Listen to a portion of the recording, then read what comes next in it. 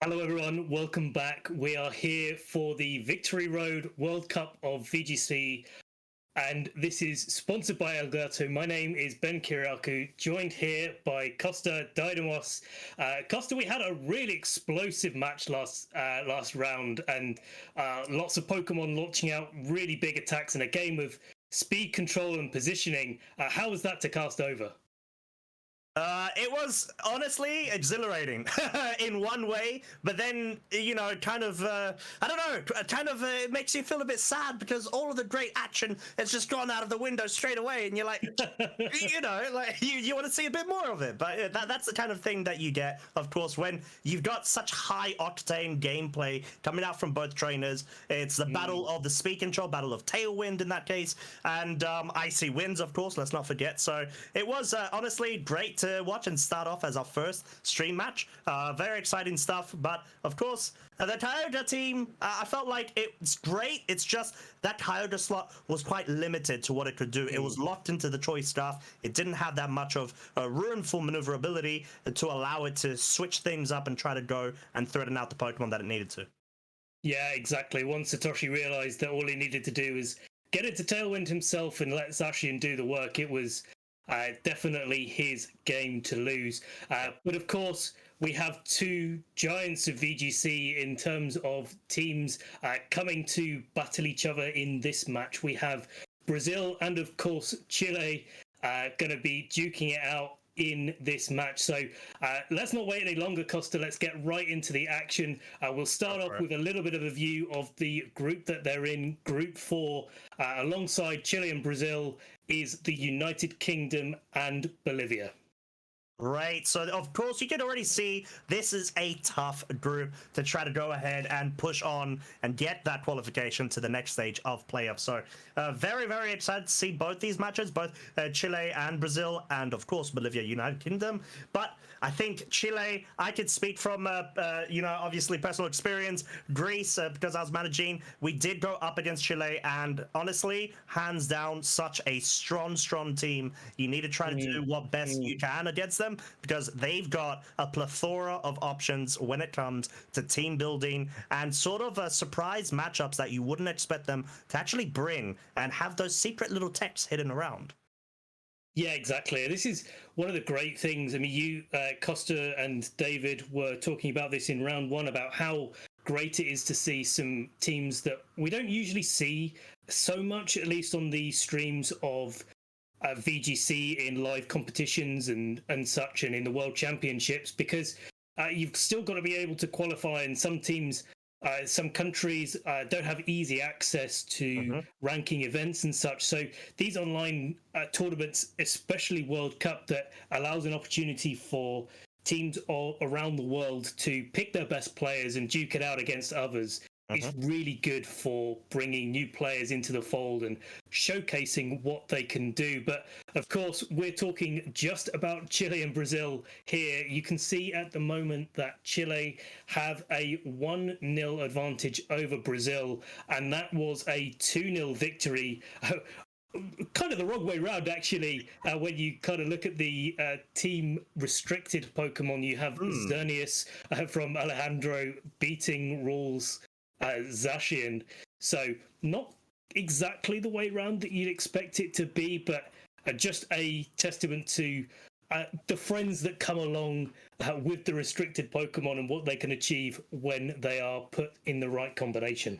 Well, exactly that. So that's the main focal point of, let's say, team building, essentially. You've got that main, let's say, pawn that you need to try to protect as best as possible, build around it, essentially, if, of course, that's how you've built it.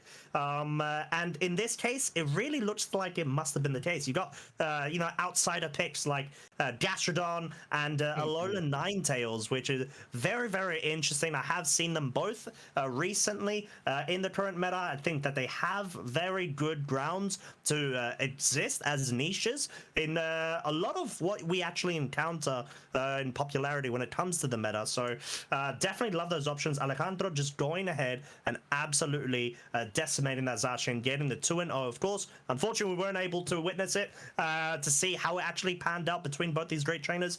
But very exciting, nevertheless, to see the teams. As, of course, we will be cutting into the player profiles of the current trainers that we've got on stream right now. Starting off from Brazil's side, we have Hugo, Nascimento, of course, bringing the Zacian, Suicune, Rillaboom, Urshifu, potentially single strike there, Volcarona, Landorus, and Carnate.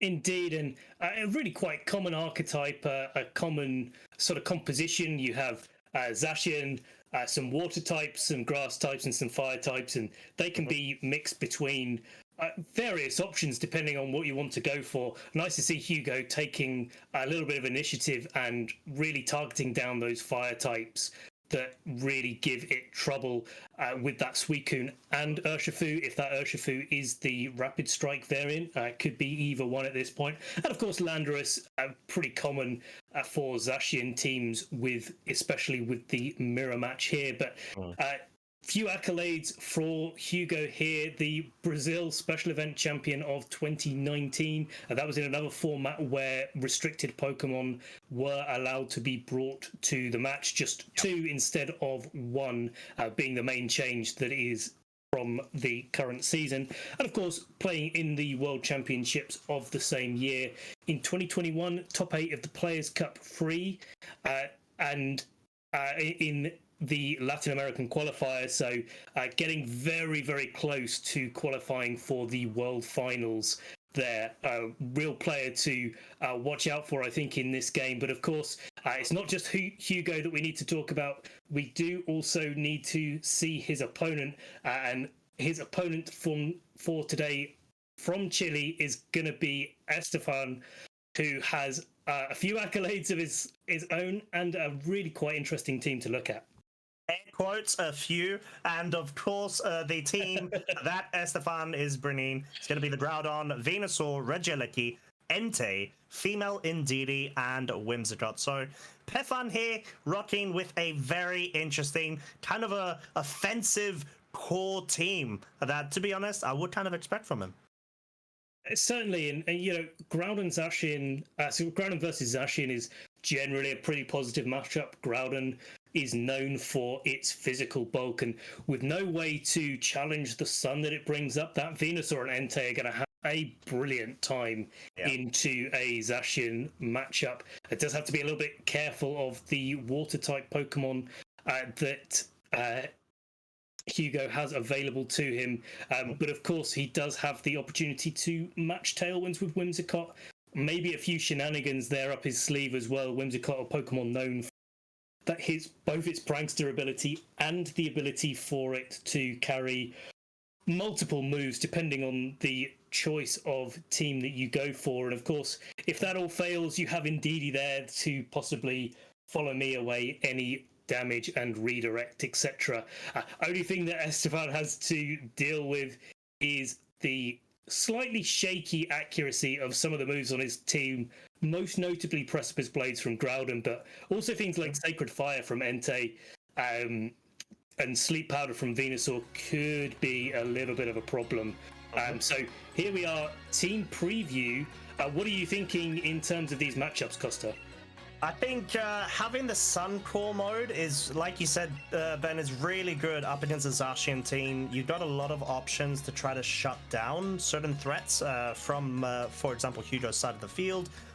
If it is, of course, that Urshifu Rapid Strike that we were talking about, it doesn't deal as much damage as you honestly would like due to that sun being on the field. So, of course, Hugo does not have access, at least visually, right now for weather at the moment. So I feel like the fact that the sun team has no position when it comes to weather may spell trouble and may also give that tiny bit of extra boost in matchup, of course, if it makes a lot of sense. And then, of course, you have the Female Indeedee. Female Indeedee can do a lot of stuff. It does bring that Psych Terrain on the field, and it does have the redirection option too. So it could honestly prove to be quite troublesome. One of the things I think really as Groudon matchups go is you've always got to be careful of things like that Rillaboom in the back, and Rillaboom launching out things like Grassy Glides, excuse me, against that Groudon and doing so much damage with these big grass moves. Of course, depending on how the speed interactions go, you could see something like a Wood Hammer or anything else going into it. One of the things, as we see here, coming out is the Entei, boosted by that Sun and not affected by any sorts of fake out or anything else, or intimidates that could come out from Hugo's team because of that inner focus ability, and that's going to allow it, especially if it has that Choice Scarf variant. Choice Scarf item could be enough to just allow it to go for some Flare Blitzes, some Sacred Fires into that Landorus, make sure that he can just deal out so much damage, but it's not going to be to the Landorus this turn. No, as the Rage Powder comes out, which means the Flare Blitz will be targeted into that slot, deals so much damage, but not quite enough to pick up a KO, as the Landorus now is free to claim its KO onto the Entei with that Earth Power. It is so strong, boosted by that Sheer Force ability, and potentially even a Life Orb, as we see the Rock Slide misses on the Volcarona, does successfully land and deal that tiny bit of chip damage onto the Landorus, but that is not what Estephan wants to see right now. The fact that the Volcarona is still on the field and it can just redirect away, unless we have the Venusaur coming in on the field, which will be able to ignore Powder moves. Certainly will be, and yeah, I'm not sure if that's a benefit or not to Estephan at the moment. That Volcarona going down could have allowed the Zacian to come in, and maybe it's not quite the right time. Estephan wants to probably improve his position a little bit before having to stake Groudon versus the Zacian on Hugo's side of the field. So also depending on how this Groudon is trained on Estephan's side, whether it's faster than the Volcarona or not, it could be really speedy, and certainly judging by that Flare Blitz in the Sun, it has a lot of investment in its defenses, which means it's not really going to be that fast. But Sludge Bomb coming out from the Venusaur is enough to pick it up, so no more powder moves coming out from that Volcarona. Yeah, as we get the reveal that the Venusaur is actually Life Orb boosted, as the Landorus opts to go for the Substitute, as the Substitute will be met and faded away by that Heat Crash. Coming out from the Groudon there, makes a lot of sense for Hugo to make that play there, because that Heat Crash is most definitely a guaranteed KO there in that situation. Certainly is a little bit risky on Hugo's side going for the Substitute there, especially with the Volcarona at such low health. It could be just a way to maybe protect again and keep that Landorus safe for next time, but a little bit of a difficult position for him. Urshifu coming out here, it is going to be able to put a little bit of pressure. It is a single strike variant, but was that a Sleep Power miss? That was indeed unfortunate for Estephan's side of the field, as the Venusaur, for its troubles and efforts, will be rewarded with a Earth Power and Wicked Blow, double up, being able to pick up that KO there, as the Groudon has just been absolutely ignored in this situation. It is frustrated, and it is taking its anger out on this Landorus, picks up that KO there, definitely guaranteed from that range, and all of a sudden, we do have a 2 versus 2 scenario, ladies and gents.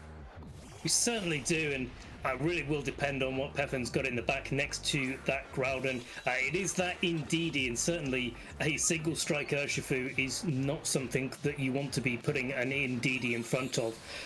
Will be able to, depending on how it's been trained, take an attack from this Zacian if it has been trained completely in its physical defenses. And if that's the case, then maybe the Behemoth Blade and the Wicked Blow could be redirected. You get a nice little attack off with the Groudon, break any potential sashes on the Urshifu, deal a huge amount of damage to the Zacian, maybe even pick up the knockout depending on how the Zacian is trained.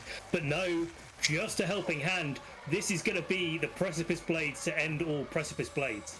Pretty much, but not for the Zacian this turn round, as it does opt to go for that Protect.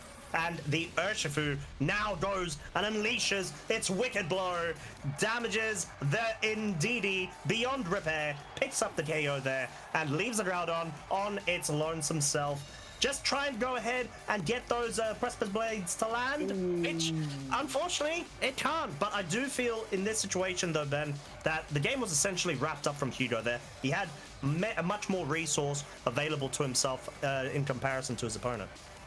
Well, potentially there we see the Behemoth Blade go into the Groudon, and Groudon's one of the Pokemon that's really best known for both its physical attack and physical defense. So depending on what item choice Pefan has gone for, could be able to survive. I was looking for maybe a citrus berry there to recover a little bit of health on that Groudon, maybe allow it to live the Precipice Blades. And if that was the case last turn and the Precipice Blades had hit, it may have given Pefan the opportunity to get a second Precipice Blades off and maybe pick up the knockout on both Pokemon. That's assuming everything hits, and definitely heart in your mouth times. But yeah, a game of trading, really, when looking back at that. And Hugo definitely was on the better end of that right from turn one, where that Choice Scarf Entei was able to go and launch a big attack off into the Volcarona, but it just wasn't enough to pick up the KO.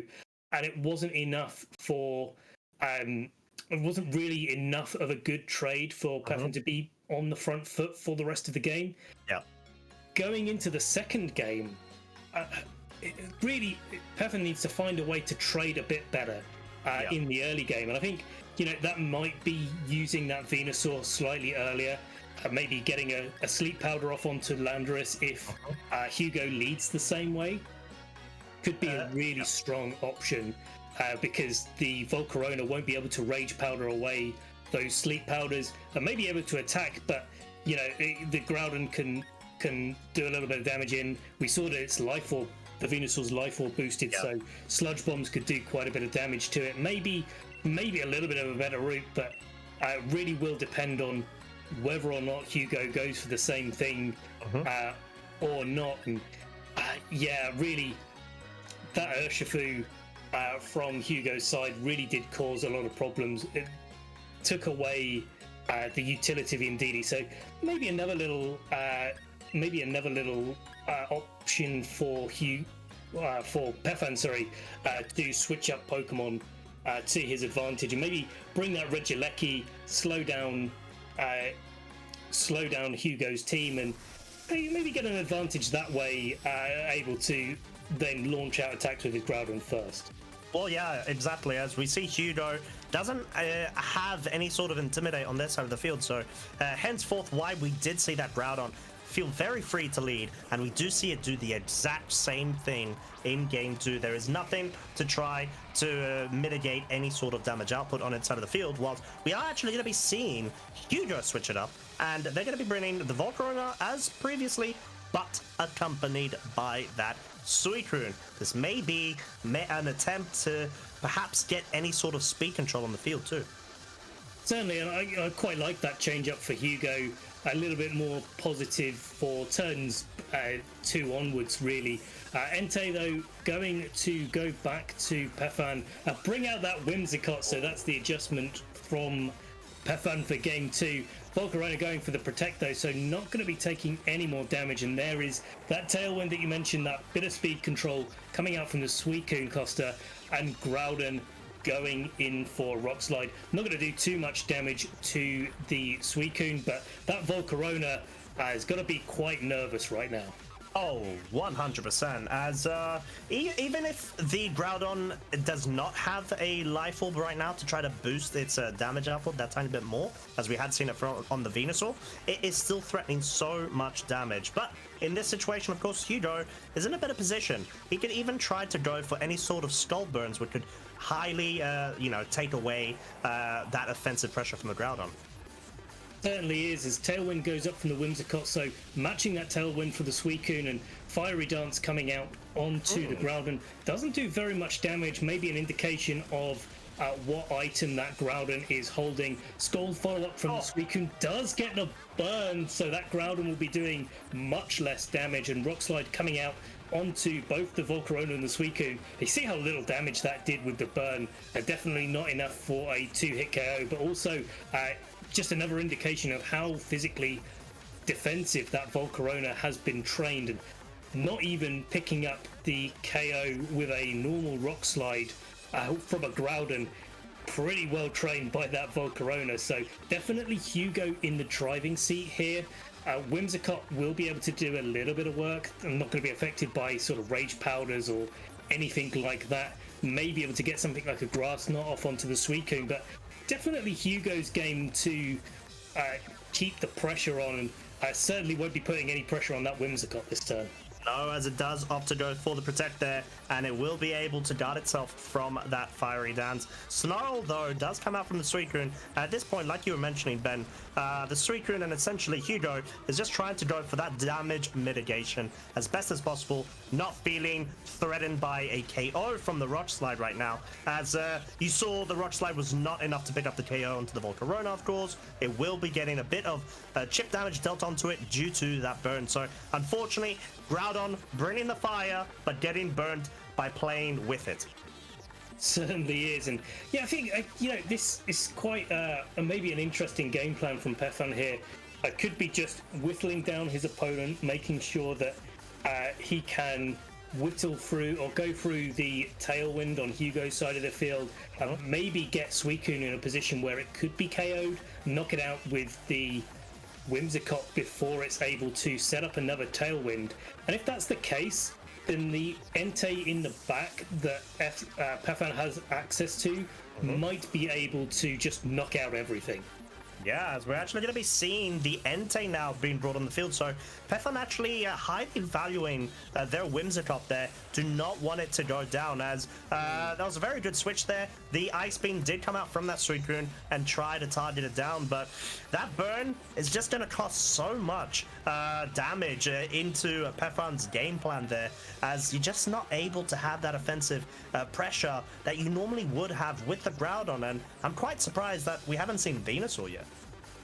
No, I think it's a good idea to keep it in the back if that's where Estephan has it, and maybe get the second wave of Sun on the field and pivot it around for Groudon, use that Whimsicott for a bit of speed control. It could be that the Venusaur hasn't come to this game. That would be definitely very good for Hugo, as the Suicune has come in this occasion.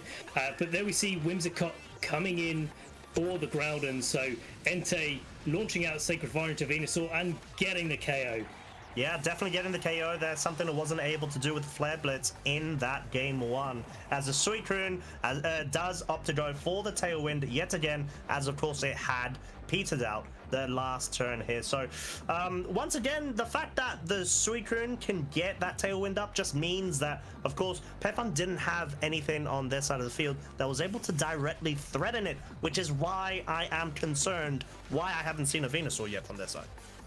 Certainly, but I think there's a real opportunity here for Hugo to take an advantage. That Whimsicott is going to want to get that Tailwind up, and that means it could be targeted down, maybe removed from the field, but equally that Entei could also be removed from the field. Hugo's got to be watching out for the Sacred Fire coming into Urshifu, because the burn will affect the critical hit damage from Wicked Blow, and certainly would be a good idea for Hugo to be cautious of. But Groudon switching in and just making sure that Entei isn't under any risk this turn. Yeah, as it will be bringing this Drought and the Sun with it, of course, as the Urshifu actually opts to go for the Detector. Of course, that may be an indication of the Focus Sash being carried from itself. It just wants to make sure it does not have it broken, as the Scald will be going into that Groudon slot. A bit of a passive play, but then, of course, when you have a burn Pokemon, it's quite detrimental because you keep on getting that HP being brought down due to the chip. Yeah, but now this Urshifu is in a little bit of a precarious position. It does get threatened from Moonblast, which is probably the most common move that you see on Whimsicott offensively. Could be that it has access to Grass Knot as well, but with a Venusaur on the team, it's possibly a little bit less likely, so that Suicune could be sitting there and feeling a little bit more comfortable. But certainly when the Suicune's doing that little damage to Groudon with the Scald because of that Sun, probably not something for Estephan to worry about. No, as we're going to be seeing the Zacian now being brought onto the field. From Hugo's side, getting that Intrepid Sword ability boost of the attack to +1. Moonblast, like you said, Ben, targeting that slot. That is such a good switch in right there. The Steel type being able to resist, as the Scald does pick up the KO onto the Groudon. So Estephan even though they have lost their restricted right now, and in my opinion, they lost it quite a few turns ago due to the burn. They're able to bring in a fresh Pokemon to try to threaten this Zacian down, but you need to be able to get rid of this Suicune. Well, you do, but the Suicune needs to be gotten rid of eventually. You know, I don't think it's the biggest threat on the field right now. Definitely Zacian inflicting a lot of pressure. And if you're Hugo, you're probably looking for a way to get that Zacian and Urshifu onto the field next to each other with that Whimsicott taken care of. That's quite difficult to do. And certainly while the Entei with a Choice Scarf and Tailwinds matched is able to put on a lot of pressure to this Zacian. Oh, and I love this play from Estephan right now, just trying to make sure that they guarantee the Venusaur safe passage into entering this turn. As the Skull comes out from the Suicune, goes into the Entei. Of course, no chance of picking up any burns due to the typing on Entei being Fire type. And in this situation, Estephan has been able to bide out their time, and they can directly threaten the Zacian whilst also directly threatening that Suicune. So right now, they are forcing either one to switch out. Yeah, and you know, if Grass Knot, as usually is the case with restricted formats, is the move of choice on Venusaur for its grass type coverage, it'll be doing a lot of damage to Suicune, be doing a fair amount of damage to Zacian because of the increase in its base power, but also quite a lot of damage to Urshifu, being quite a heavy Pokemon. So the Urshifu isn't safe to switch in here. The Suicune unlikely to be carrying Protect, so probably could get knocked out here. The Zacian under threat from a sun boosted fire type attack from that Entei, and everything's under risk for Hugo. So Estephan playing this game phenomenally. There we go and have it. The KO is successful onto the Suicune. Life Orb, let's not forget, ladies and gents, it packs a punch as Sacred Fire comes out.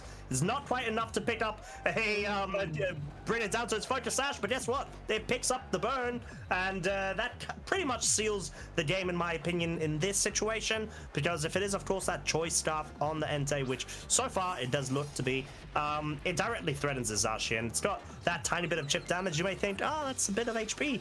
Taking it, maybe can take it. No, that's too much right now, especially in the sun. And like you said, Estephan has been able to play their strategy out quite well, and Hugo's been doing very good keeping up, but unfortunately it's just a situation that Estephan was just trying to bide their time. Certainly, and you know, with that burn, there's not really too many options for Hugo to do too much with that Urshifu now.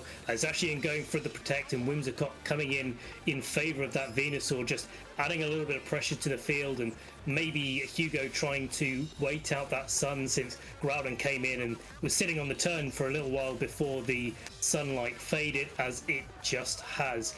So if the Entei is a Choice Scarf variant, as we kind of suspected that it is, there's nothing to stop it just going for a Sacred Fire into the Zacian, and of course Whimsicott likely holding that choice, the Focus Sash item, where usually you'd see it on the Venusaur, but we saw that's already, that is Life Orb, likely enough to win the game for Estephan. And there is Estephan's secret tech. We see the Sunny Day on the Whimsicott.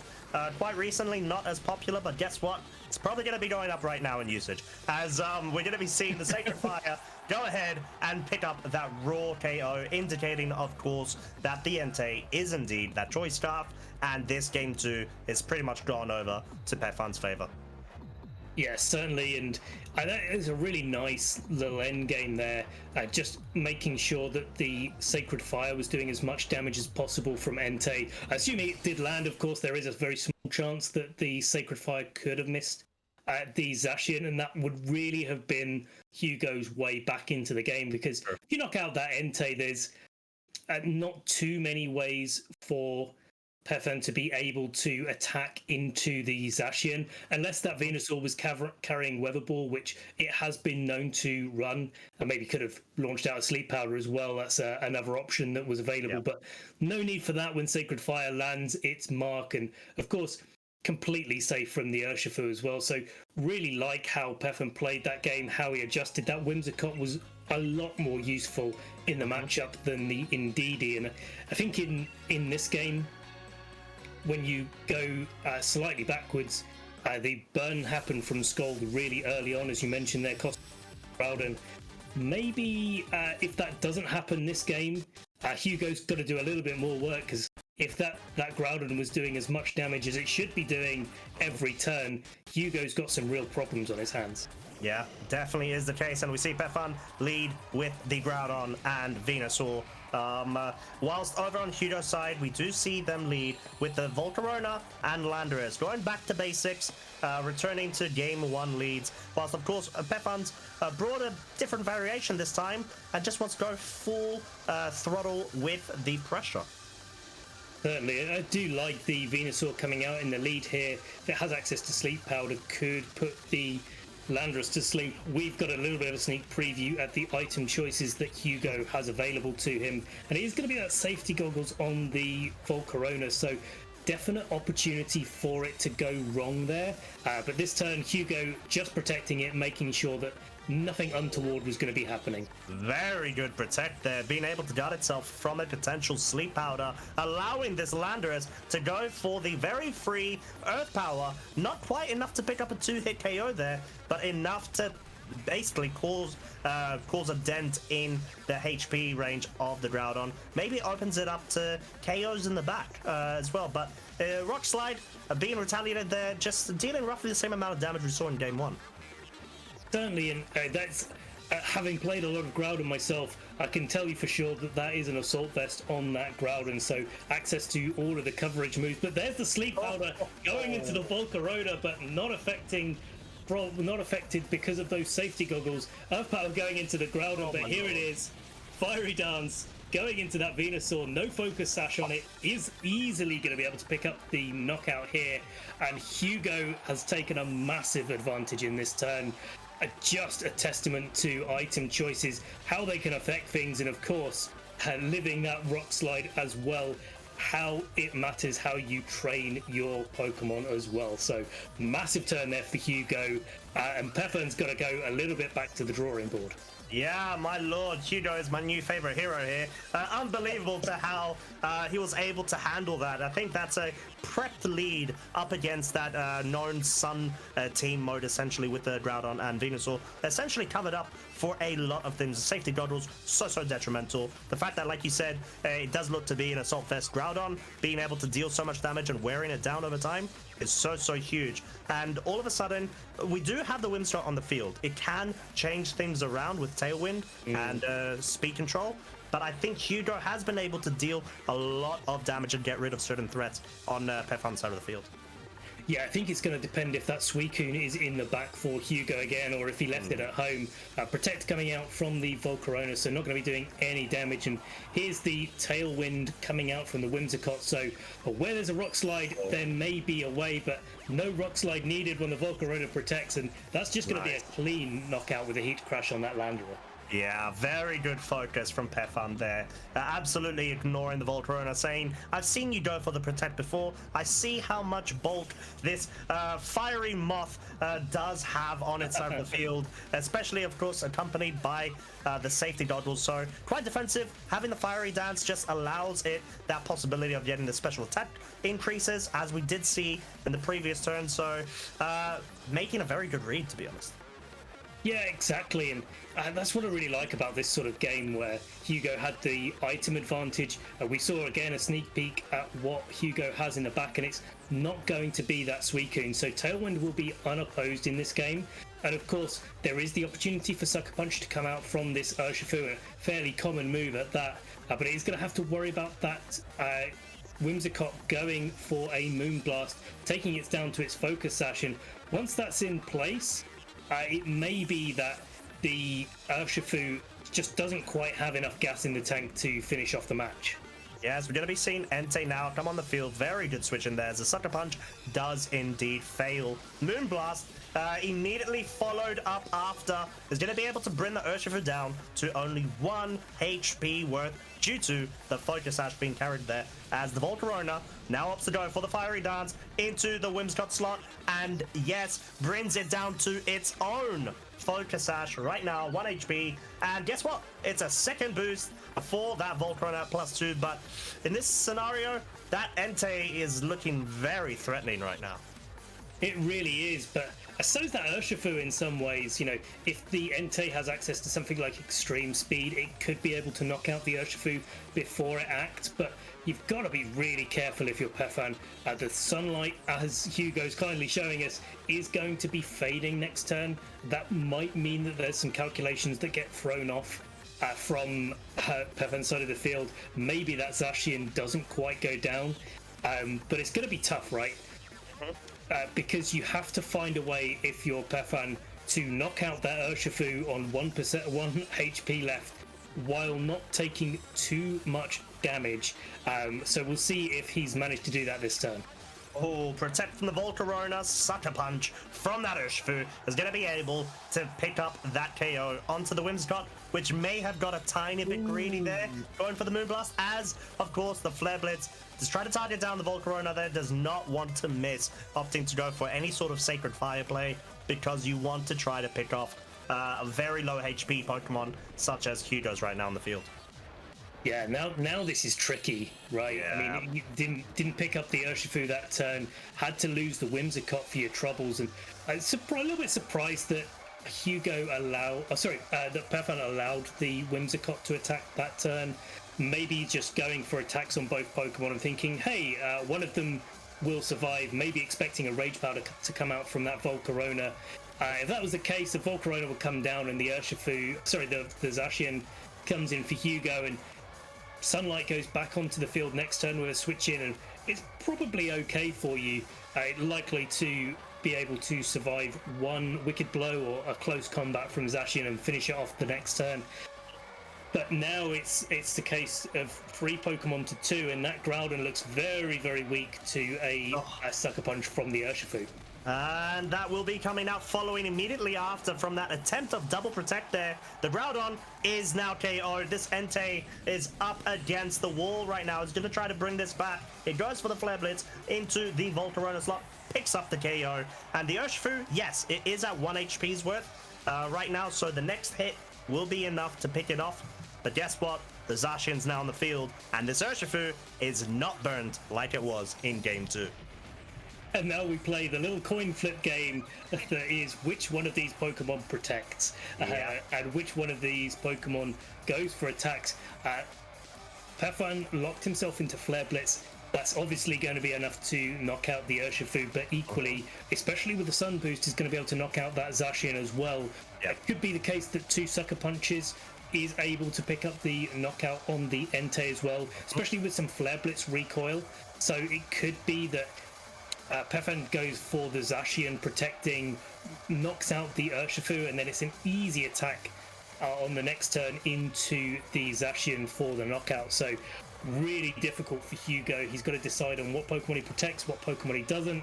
He's going to make the most out of this turn, but he's got to get something out of it. If Pefan gets a KO for free, then he's not going to be able to win this match. Oh, Sucker Punch came out, dealt so much damage, was not a 2-hit KO. We do see the Flare Blitz picking up the KO, but guess what? Zacian didn't opt to go for any sort of protect. It's going for the damage, it's going for the KO, and it has been successful in doing so, going ahead and awarding Hugo and Brazil that great win versus Pefan and Chile. Yeah, so taking the scores now from 0-1 in favor of Chile to now 1-1, tying the scores all up. So all to play for. 6 more matches left to go in this week's round.